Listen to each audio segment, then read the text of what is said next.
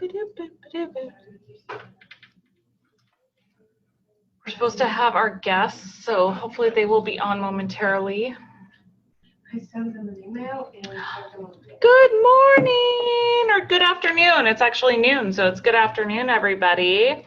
I went ahead and muted a few of you just so you know, because I heard some lovely singing, which I love to hear, but since I'm going to be chatting, I figured I would mute.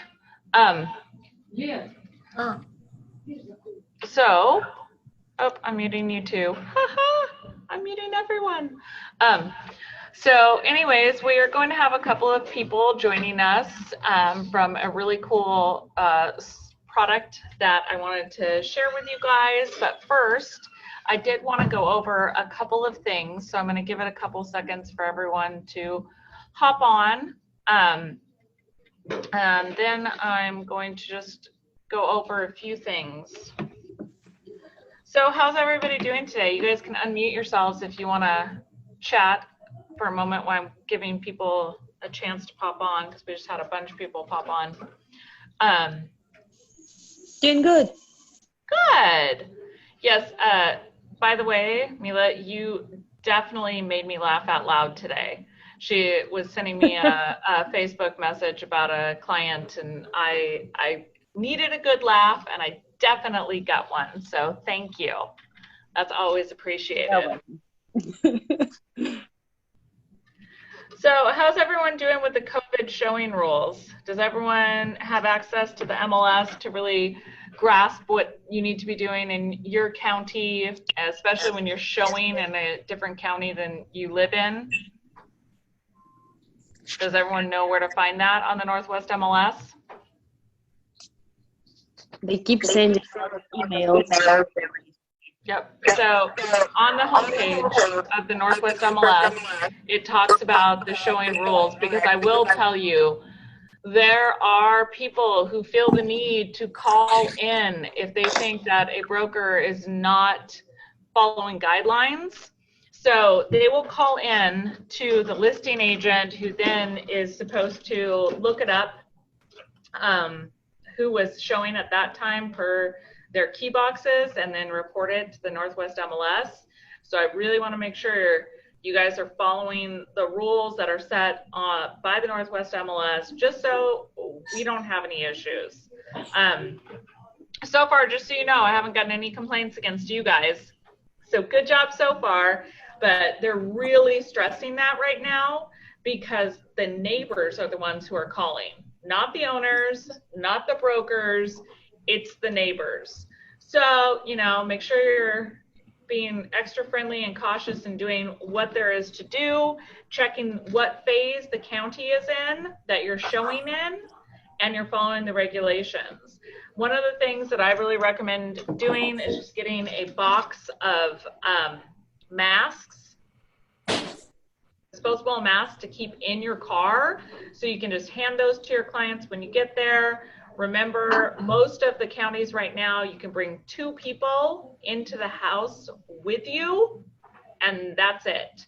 So let's say you're doing an inspection, you have to be masked, the inspector has to be masked, and the client, that would be the third person that's allowed in the property, have to be masked as well. Gloves right now are not required, but they are recommended, as well as making sure that you have hand sanitizer or wipes to wipe down any surfaces that are touched in the property. So I just want to make sure that you guys are aware of that you know where to find the rules and regulations on the Northwest MLS, and that you guys are utilizing that. So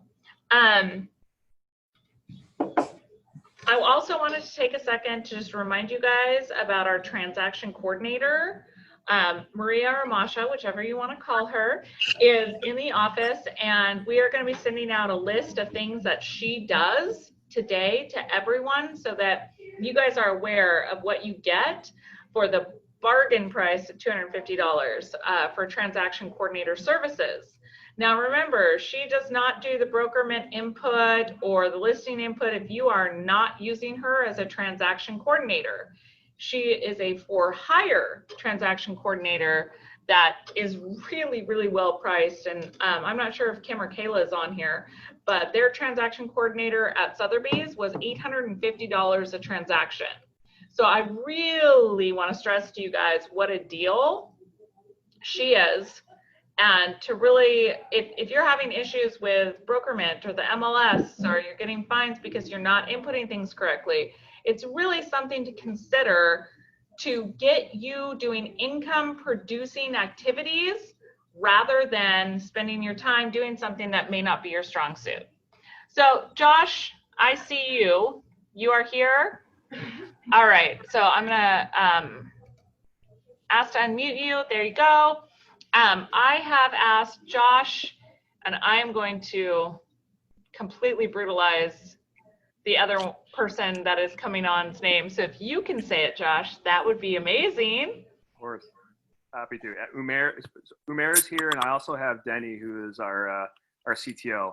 Just because if you guys have any feedback on the product, we wanted him to hear it as well. So awesome. Okay, cool. Hi, guys.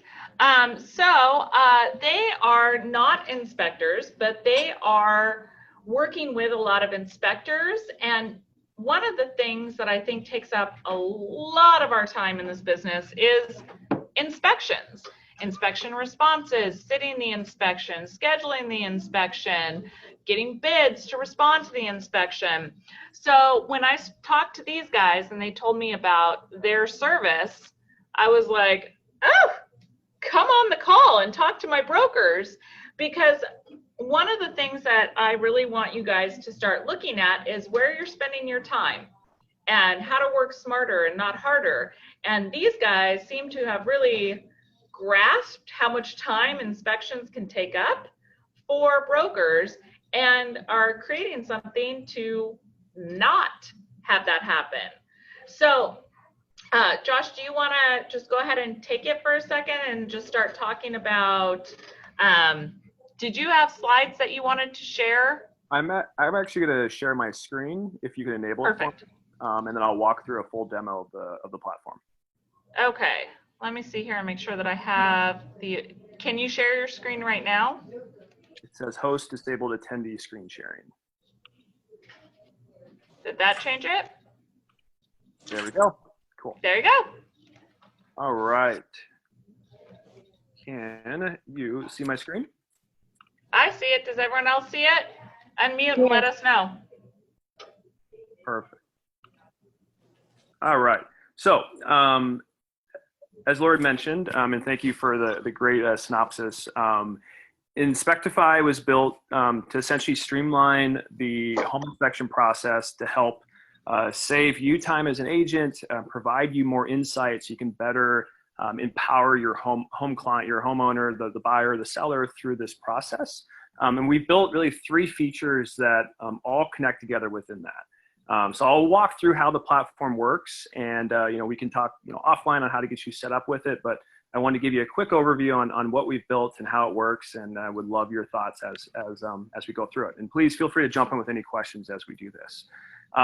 So the first step within the Inspectify process is a new feature we're actually just rolling out this week that we're really excited about, which is what we're calling the pre-inspect. And what this does is it essentially looks at permit data and building data to give you insights on risks within the home before an offer is even written. So this is a great tool if you have a client that's looking at a couple houses and they're curious if they should make an offer on one or another. You can quickly pull information, and this is a totally free service to look at potential risks that we can find just in a very almost Zillow, Redfin-esque search functionality. So we'll do a house here in West Seattle as an example to give you a nice. Essentially, you type in your address. This will be live across all states, but obviously in Washington, we pull this information in for you.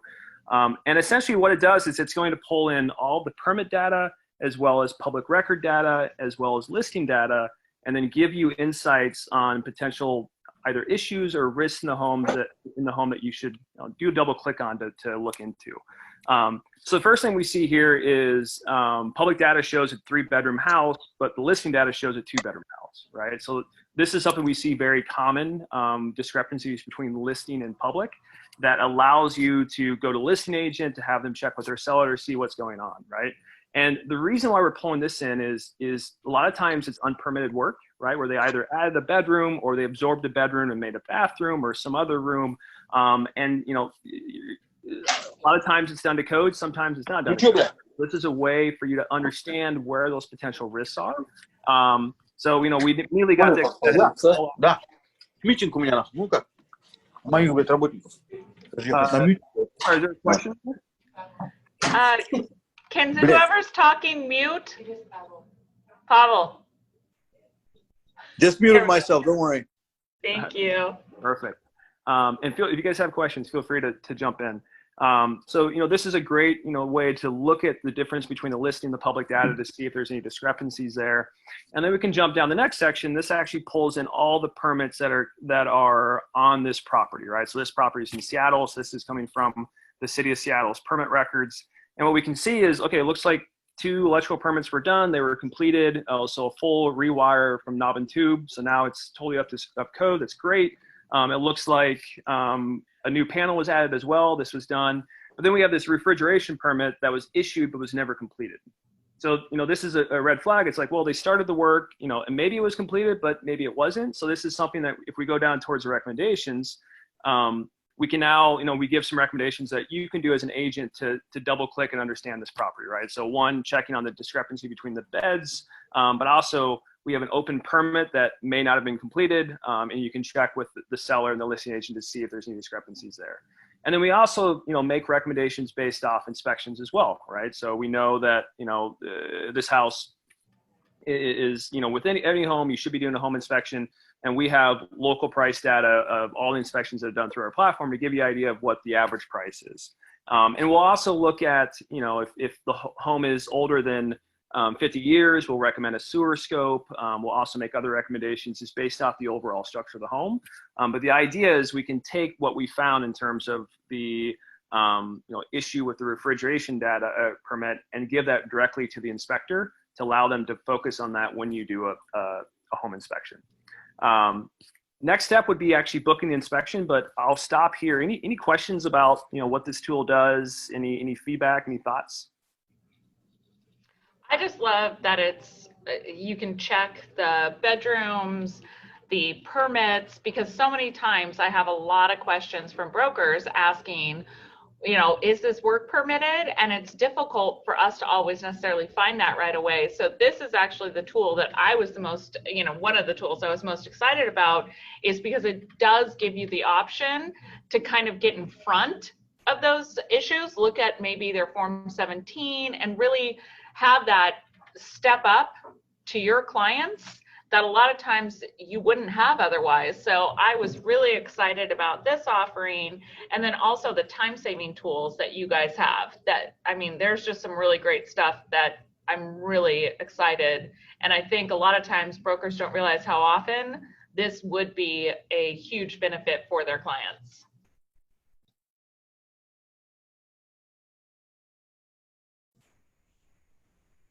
Great, perfect. So this tool is basically integrated into your account. So if you set up an account with Inspectify, essentially we make a web portal that you can send to your clients to book inspections. So if you have preferred inspectors, you can add them to the platform. So instead of, you know, your client getting a list of 4 or 5 inspectors you recommend, you can send them to our portal and they can essentially book the inspection instantly through our software. And you can do that a couple different ways. One, if you want to do it for your client, you can go straight and book it here, or you can type in their name and their email, and it's going to send a custom email on behalf of you to your client with the form already pre-populated for this house, right? So if you wanted to actually go forward with an inspection on this house, it's going to pull pricing for, 7607 11th Avenue and find inspectors that can do it for that address, right? So we can go through what that looks like here. So this is the co-branded web page that we make for every team. So you imagine you would have your logo here, powered by Inspectify, and your clients would land here to basically book their inspection. We have a couple questions we ask just to fully understand who the client is. So if they're a buyer doing a pre-purchase inspection, or if they're the seller or homeowner that wants to inspect their house before a listing, that helps us understand access instructions, so we know how to get into the property. But for this to say that I'm the buyer, if you send that email I showed you before, this will already be populated for the client. But given that we're just booking this directly off the site, I provided my information here. And then, the last thing before we get to inspections is agent information, right? So if we built this as a single portal for all of Nexus, on the loop with the whole inspection, or if each agent wants their own website, essentially, we wouldn't need this information because you already have your name and email, obviously. So we'll skip that for this. And then essentially right before we book the inspection, you choose what type of inspection you want, right? So through our platform, you're allowed to do a home inspection. We help with sewer, radon, termite, foundation, a whole myriad of specialized inspections. You can book all of those through one single portal. And you can add your vendors for all of those as well. So if you already have inspectors if you already have home inspectors, if you already have folks that do, pest and sewer, you can add them to your account, and then your client will see those as options when they're picking their inspection. But for the sake of this demo, we'll just say we want a normal home inspection. And then what we see is our Instabook functionality. So, here's the inspectors that are available. You can see their calendar on when they're able to do the inspection, their pricing, their availability.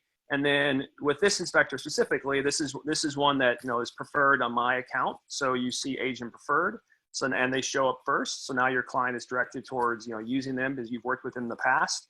And then also we have these unique badges that inspectors get based off their service level as well. So Titan is an inspector that will guarantee the report is returned within 24 hours. So if you're on a tight timeline, if you're trying to get an inspection in before an offer review date, Titan's a great one that will get that report pumped out as quick as possible, right? But they're not available tomorrow. So if you need to get inspection in right away, Tahoma has availability tomorrow morning, right? And you'd able to make the trade-off that maybe I'm willing to spend an extra $60 so I can get that inspection in right away. And for that, it's simple calendar view, right? So we jump into Tahoma, we've got their entire calendar we can book from. If we want to do a 9 a.m., a 1 p.m., a 5 p.m., you can essentially book it and finalize your inspection. And this essentially, once you confirm your inspection, we send out calendar invites to the agent, to the client, to the inspector, and we handle all the logistics in terms of the overall inspection. That's one of the 8 ways that we're creating time savings. So that's the booking process. I'll stop there. Any questions? Any feedback on that feature?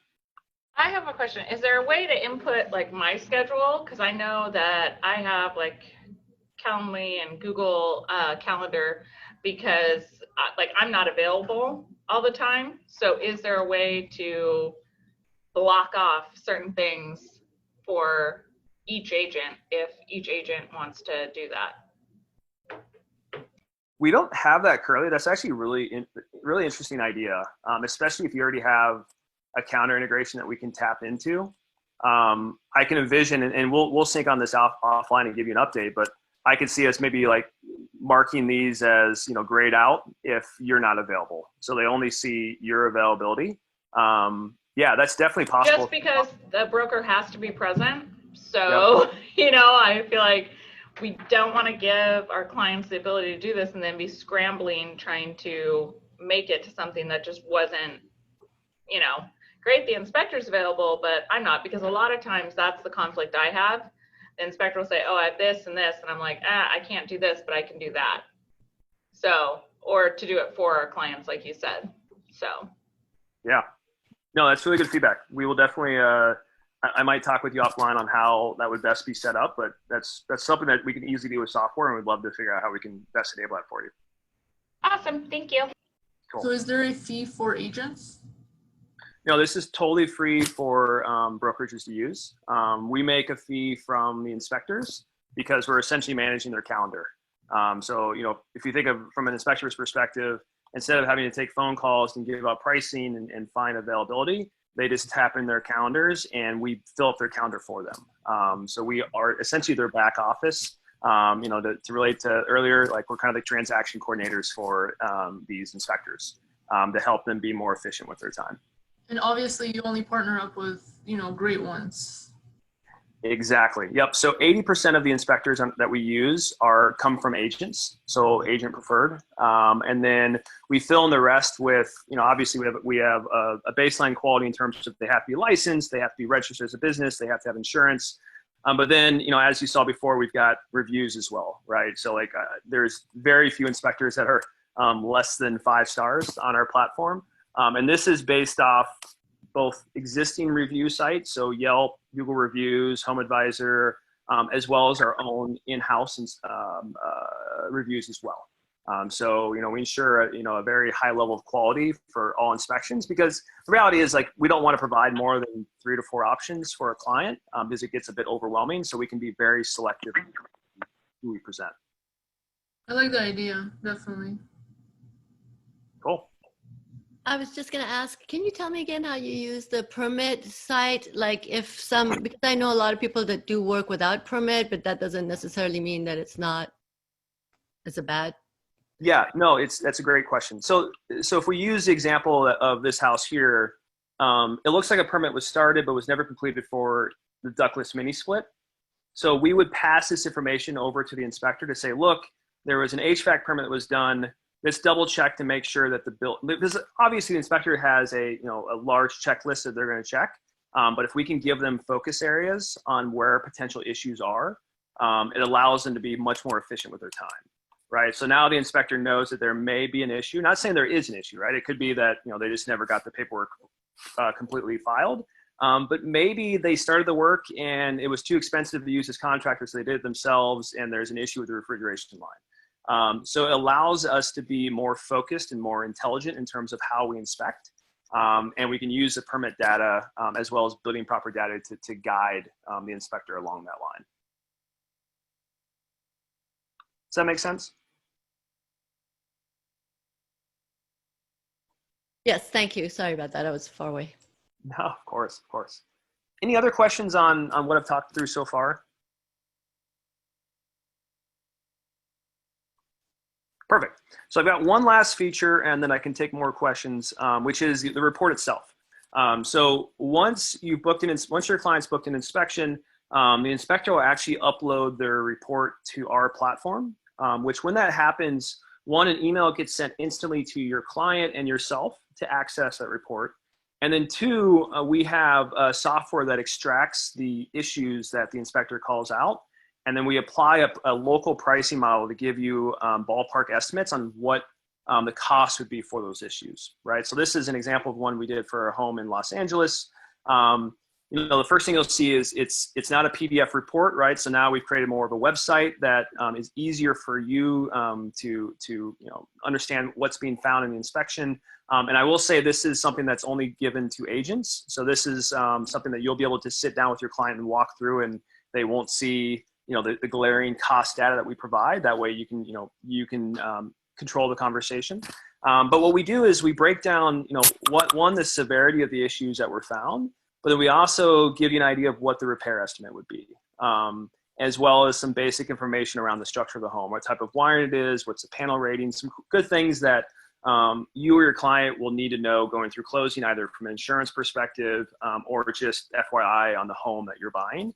But then we jump into the repair estimates. So essentially for every single issue that the inspector calls out, we give you the severity, and then we also give you an estimate on what that would cost in that zip code.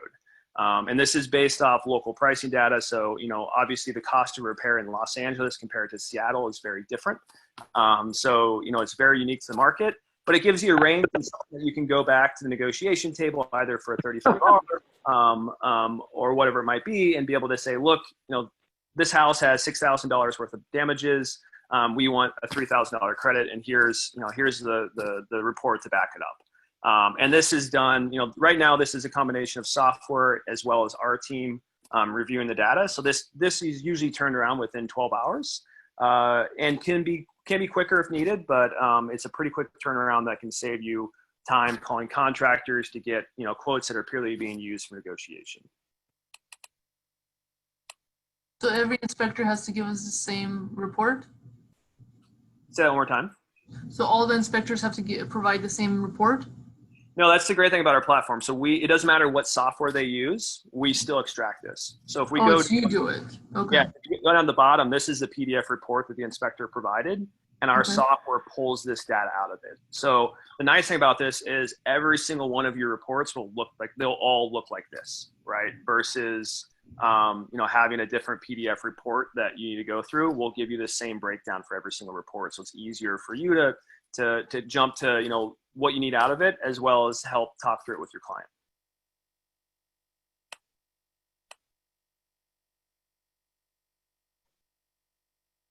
So can everyone see how that tool right there would be something that would definitely be useful when going, and rather than having to go out and get someone to come out and do estimates and all of that, you can really go for asking for kind of the worst case scenario on things. So it's definitely a tool that you can use when you're going to negotiate your inspection response, your 35R. You then have this that you can send over, since they don't necessarily want to see the inspection, but that is a tool that you could use and ask if they would be willing to see that.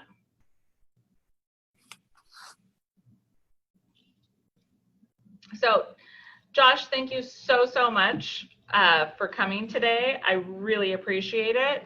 I think that you've given everybody here something to think about.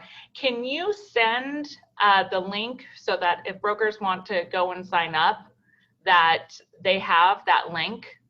Can you email that to me? Absolutely. Yep. Okay. I will follow up, and it's just, if I may, just with one more minute. Of course. Once you sign up, it's really straightforward to get started. Once you create your account, you'll land a page like this. You can upload your logo.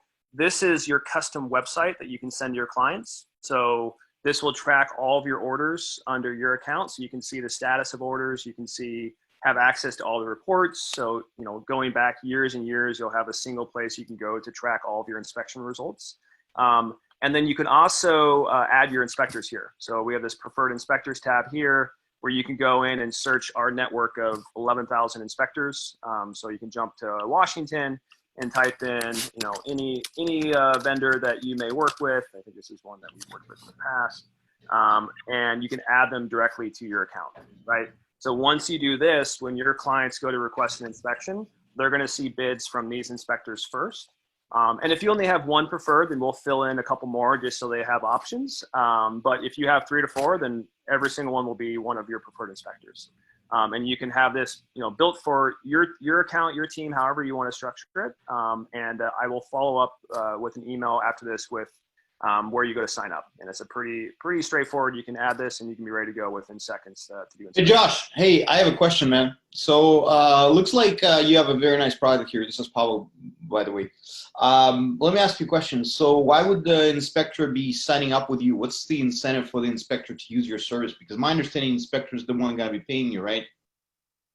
Yeah, I mean, the big thing is, one, we're handling their back office. So when they integrate their calendar, a lot of inspectors are paying call centers to take phone calls, because if you're on the roof, you're in the crawl space. It's hard for you to get that business, right? And this as an agent, like if you've got a last minute inspection, you'll call your first guy or gal. If they don't pick up, you're going to the next one just to try to get it through, right? So we allow them to, have an opportunity to every single, opportunity that comes through our platform. And be able to handle all the booking and the payment as well, right? So payments go through our platform, and we basically take the credit card fee as well. So we're getting hit on that. So we're very much back office support. But then if they join our platform, they will get access to potentially other business as well, right? So we work with lots of brokers in each state. So it's a way for them. So basically, you are more of a like inspection / brokerage. Like a matchmaking kind of a thing in essence as well, right? I mean, this part of the functionality, yes. Like we're a marketplace, open marketplace that allows inspectors to be connected with buyers. But I think the core of our business is how we are using data to help the inspection process, right? And this allows us to essentially get the information so we can better help you understand cost data, understand permit data, et cetera. But yeah, I mean, this functionality alone is we're very much a marketplace. That's what the product And just out of curiosity, how much do inspectors have to pay you per month to be on your platform? So it's a platform fee. So they get charged per inspection that they win. And that's the reason why it's an easier conversation is if you compare us like a Home Advisor or a Thumbtack or a Porch.com, inspectors are paying $20, $30 a lead. Whereas here, it's no cost for them to sign up. It's no cost for them to put bids in and have opportunities to look at jobs. They only pay a fee when they win a job, right? Got it. So it's a much easier value prop for them to understand. And it's pretty easy for us to get inspectors on. For us, so there's no so they don't pay you like ongoing monthly fee. They basically pay you per deal, per inspection that they pick up, right, from you. So like Uber kind of a thing, right? Exactly. Yep. It's just a platform fee. It's like Airbnb. I mean, a lot of people make that analogy. It's like Airbnb for home inspections, right? Understand. Yeah. Okay. Perfect. Awesome. Cool. I've taken up probably more than I should have, but thank you guys so much for taking the time. I definitely appreciate you guys coming on because I think it is kind of a new and interesting idea that a lot of people might not necessarily be aware of. And so I wanted to show you guys the benefits. And again, it's no cost to brokers. You know, the inspectors do have to pay, but like you said, there are some benefits to using the service. So definitely thank you so much for coming. I really do appreciate you guys taking the time to come and talk to us. Absolutely. So thank you. Thank you. I'll follow up with that email so you can share. Awesome. I will get it out to everybody. So just send it my way. I know you have my email. So thank you. Thanks, guys. Thank you. So I always try and do, an added value to the weekly sales meeting because I want you guys to really start getting exposed to what products are out there. These are not things that you guys have to take on. It's more of an opportunity to say, oh, okay, I'm learning about the things that are out there. The thing that I really liked about this product is no cost to you guys because we're all about getting as much money back in your pocket as possible. The other value that I saw is the cost analysis. I think that's a great tool rather than having to go back out to the property 2 or 3 times to meet people to get estimates on repairs for inspection response. That's definitely something that I think is important. And lastly, I really love their new product where they pull the permits that are against a certain address because I've had a lot of questions about permits and whether or not an addition was permitted or not. So that right there is a way to skirt that issue. You can go ahead, take a look, and then you know what's been pulled. So I'm really excited about all of those things. So take it for what it is, and I always am going to bring you guys more things to look at as well. Now comes the exciting news. So for KV Core, we are giving them one last hurrah. What I'm going to do is I'm going to give you guys the opportunity starting August 1st, from August 1st to August 15th, to try out KV Core. So I want pretty much anyone that wants to try it, let me know. I'm going to sign you guys up for training. I'm doing training today on it. So we're going to see what is available, but I really want you guys to try it. Those that said they wanted training on it, great, we're getting it. Those who don't know what it is, try it. So I'm inviting you guys, send me an email if this is something that you guys want to try. It has not been the most user-friendly. We've had issues, but I really want to see what we can do because there are some really cool tools with that, and I want everyone to have a functional CRM. So that's what there is about KV Core right now. Again, if it doesn't work and if people try it and they hate it, hey, you know what? We're not married to it. So just know that going in, and I want you guys to really, if you guys are interested at all in learning about a CRM and what it can do, I have seen people sharing things on social media through either Zillow links, I even saw a Redfin link.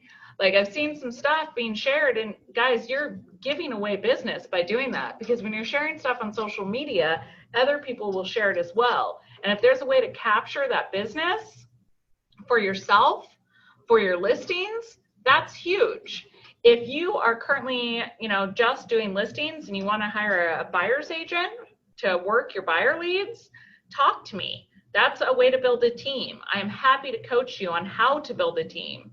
So really look at that, okay? Does anybody have any questions, comments, concerns about KV Core or anything that's been brought up so far?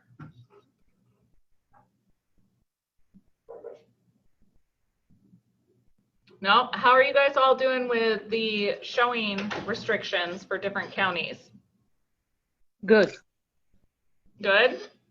Have you been carrying disposable masks? Are you wearing cloth masks? How are you handling that and making sure your clients wear them? I'm making sure that my clients have the masks, and I have 100 masks in my car. I have a little baggie that I have masks, gloves, and disposable booties. Every single one that goes into a house takes one of the baggies. That's cool. Now, is it per house or per showing? You just give them the bag to use? Well, usually I'm showing at least 3 houses. It's a baggie per house. That's awesome. Sorry, the ER nurse and me will not let them take it to the next house. That is awesome. I just started carrying masks. Well, I had masks at the very beginning and then hand sanitizer.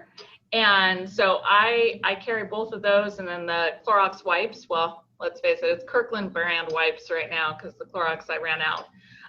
But I carry those in my car, and the booties are a great idea because that's actually where you can track a ton of stuff is on your feet. So that's a great idea. I love that. Too. I didn't hear that. What? When you take the booties on and off, people take off their gloves and slap off the booties. There's a lot of exchange that can go on. I'm sorry, I could go on forever about it, but I won't. No, I appreciate it because I'm not a nurse, right? So all of this is way new to most of us in real estate. This is catching us so off guard. We're just trying to kind of wade our way through this because it's definitely a really odd experience. And I went to a showing the other day, and it was actually at a house I own. So it was a little bit different of a showing, but I had forgotten my mask. And luckily, my client had a spare one in the car, and I was like, okay, this is not good. I need to just go, and I bought a box, and I just stuck it in my car so that I won't have that issue again. But, I'm not used to it. It's not second nature yet. Like, I always check and make sure that my e-key's updated before I go, but it's not second nature to me to go, oh, yeah, I need my mask. So I think as time goes on, everyone will get more used to it, and I'm really glad you guys are doing so awesome at this because it definitely, I think, is a struggle for some of us to remember, oh, yeah, we need to do this. If you're not showing, like, on a daily basis, it's just sometimes it'll slip your mind. So just be very cautious and try to remember the best you can.